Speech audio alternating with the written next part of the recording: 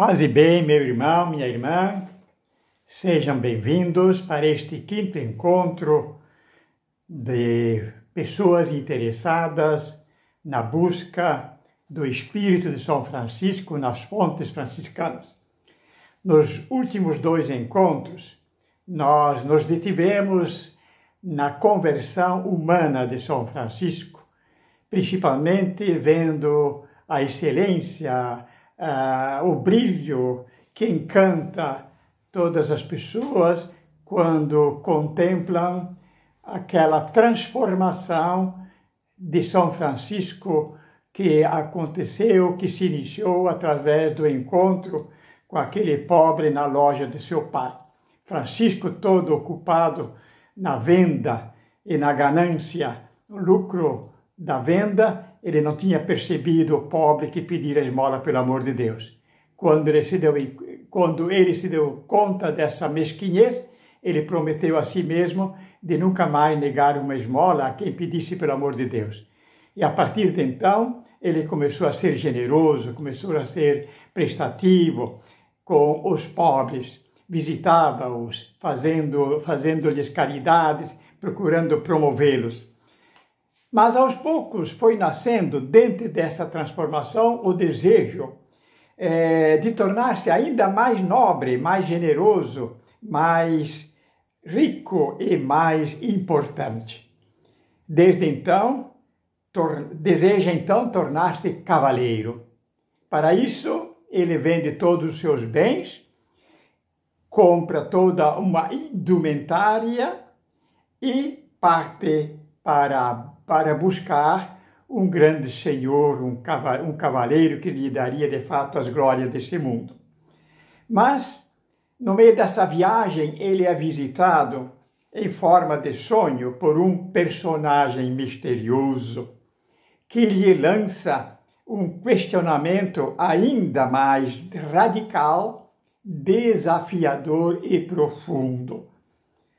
Francisco, diz aquele personagem, por que você está deixando o Senhor e indo atrás de um servo?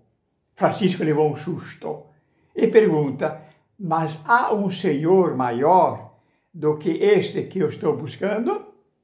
Ah, responde-lhe a voz. E de imediato Francisco pergunta, quem é este Senhor? E a voz lhe responde, procura-o, volta para Assis, para a tua terra natal, e procura. Francisco, então, deixa a sua viagem e, com o coração nas mãos, volta para Assis, sua terra natal, a fim de entender melhor a mensagem que acabara de ouvir e encontrar o seu novo Senhor. Porque aquela voz lhe dissera, Francisco, deves interpretar de modo diferente aquele sonho e aquele teu desejo de ser grande, de ser nobre. Em outras palavras, Francisco, será que essa grandeza que você está procurando é realmente uma grandeza? Então Francisco percebe que existe de fato uma grandeza maior e maior do que aquela que ele estava procurando. Nesse diálogo, nós podemos ver dois eus, né, em Francisco. Aquela voz, aquele personagem, era o eu mais profundo de São Francisco, dialogando com o eu superficial. São Paulo chama este eu superficial de carnal, eu carnal. Ou então chama também do velho homem, do homem psíquico, do homem exterior, do homem adâmico. Então, este eu agora é visitado pelo eu mais profundo de Francisco, que nós costumamos chamar de espírito ou eu espiritual.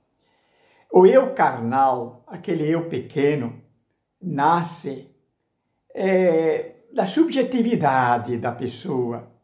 enquanto que o eu espiritual nasce de uma força diferente, maior, mais profunda e gratuita. Nasce da graça, isto é, da gratuidade, da visita, do encontro, do engraçamento.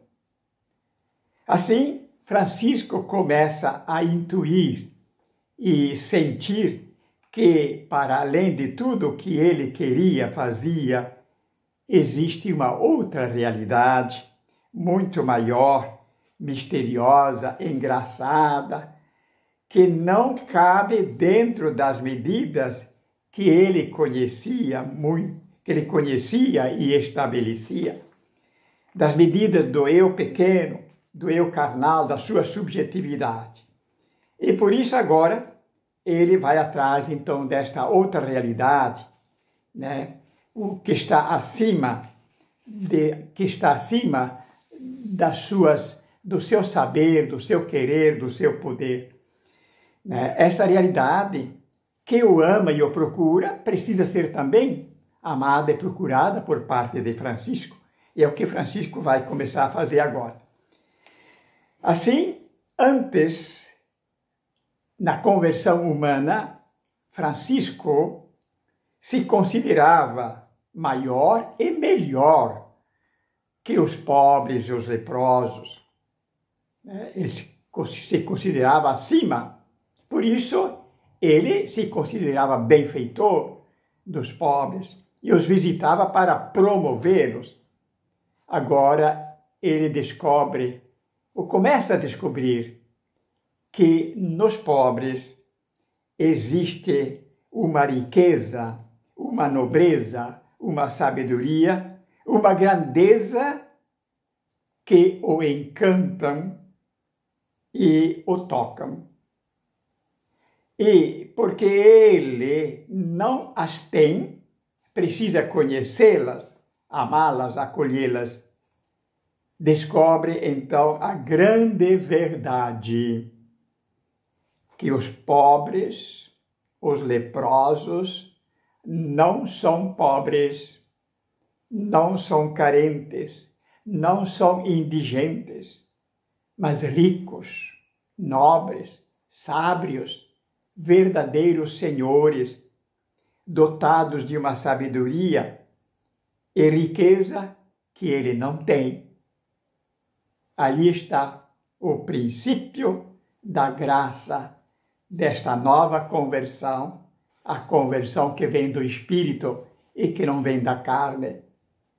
Francisco, então, movido pelo encantamento dessa graça, em vez de continuar voltado para o seu pequeno eu, com seus interesses, ele começa a voltar-se para essa nova realidade.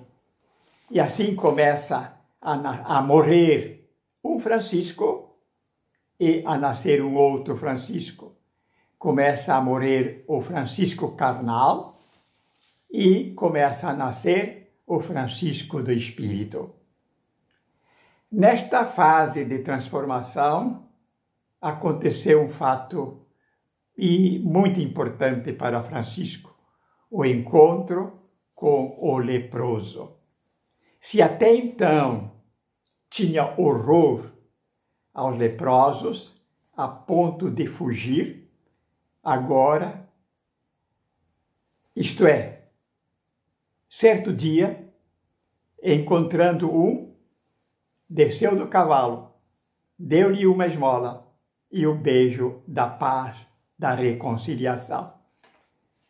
O próprio Francisco considera este fato tão significativo que no fim da vida, ao escrever o testamento, ele diz pessoalmente que a partir daquele momento, tudo que lhe era amargo passou a ser doce e tudo que era doce passou a ser amargo. A partir daquele momento, há um antes e um depois. Antes era amargo ver leprosos, agora se tornou doçura. Antes, as coisas, as glórias, as grandezas do mundo eram importantes, agora desprezíveis, um lixo.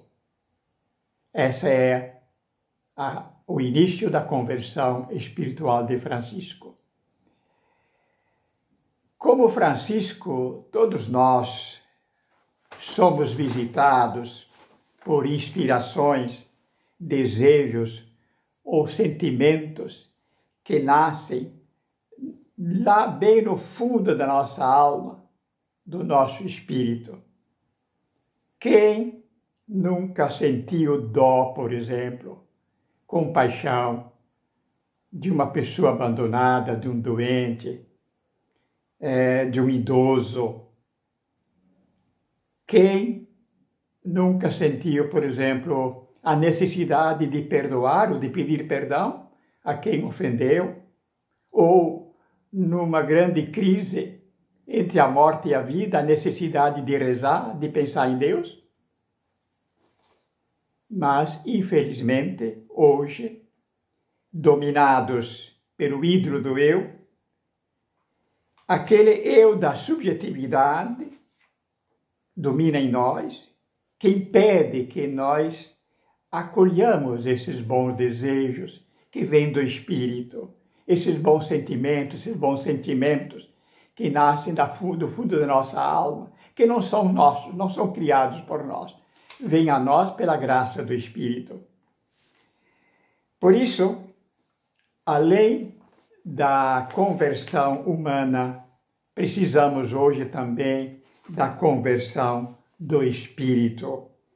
Sairmos da autossatisfação que domina muitas vezes o nosso espírito para abrir-nos à grandeza da graça do Espírito. Um artista, um cineasta francês chamado Vincent Moon, falando sobre a espiritualidade do povo brasileiro, ele disse o seguinte: isso para nós entendermos o que é o espírito na nossa vida. Quando eu estava gravando e filmando bandas na rua, eu não queria gravar pessoas famosas. Eu queria música, pesquisar algo de invisível. Eu odeio tudo que tem a ver com fama. É uma doença da nossa época. O que eu quero é ver a mente, o espírito das pessoas, e não seus gostos, seus sucessos, erros e pecados, sua subjetividade.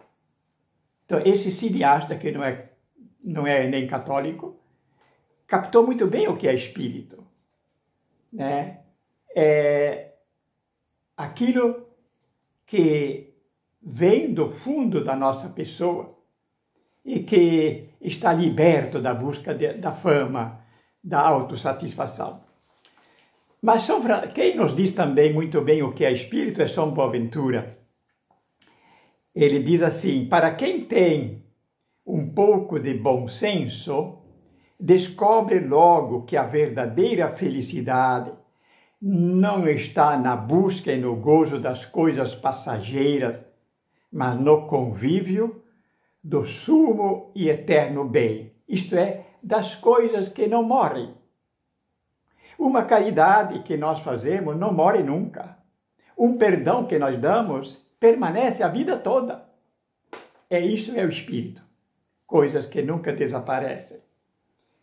O nosso Papa Francisco, falando do espírito farisaico que domina muitas vezes também na igreja, entre nós, ele diz assim: a religião do eu continua hipócrita, com os seus ritos e suas orações. Muitos dos seus praticantes são católicos, confessam-se católicos, mas esqueceram-se de ser cristãos e humanos. Esqueceram-se do verdadeiro culto a Deus, que passa sempre pelo amor ao próximo. Até mesmo cristãos que rezam e vão à missa são seguidores dessa religião do eu. E diz o Papa, escreveu, rezemos pedindo a graça de não nos considerarmos superiores, não nos julgarmos íntegros, nem nos tornarmos cínicos e vilipendiadores. Peçamos a Jesus que nos cure de criticar e queixar os outros, de desprezar, seja quem for. São coisas que desagradam a Deus. Mas, mais recentemente, o Papa, olhando a pandemia que graça pelo mundo todo, ele escreveu, disse assim, eu vejo um transbordamento de misericórdia derramando-se ao nosso redor. Podia também dizer assim, eu vejo um transbordamento do Espírito ao nosso redor. Os corações foram postos à prova. A crise suscitou em alguns uma coragem e uma compaixão novas. Alguns foram sacudidos e responderam com o desejo de reintegrar e reimaginar nosso mundo. Outros procuraram socorrer com gestos bem concretos as carências de tantas pessoas, gestos capazes de transformar a dor do próximo. Eis, meu irmão, minha irmã, a importância e a necessidade de uma nova conversão, a conversão do Espírito, que Francisco tão brilhantemente experimentou e manifestou em sua vida. Esta pandemia, ela nos leva a descobrir, a amar o eu espiritual. Recolhidos em nossas casas, vamos recolher-nos para as profundezas do nosso coração, do nosso espírito, da nossa mente, e aí vamos encontrar a graça do Espírito que transforma as nossas pessoas. Meu irmão, minha irmã, para maiores aprofundamentos, procure entrar no nosso blog, Espírito de São Francisco nas Fontes Franciscanas, e lá você poderá ler de novo essas nossas reflexões e também vai poder encontrar os textos que inspiraram essa nossa reflexão. No próximo encontro, nós vamos retomar a conversão espiritual de São Francisco, vendo ainda mais profundamente a sua beleza e a sua necessidade. Meu irmão, minha irmã, paz e bem.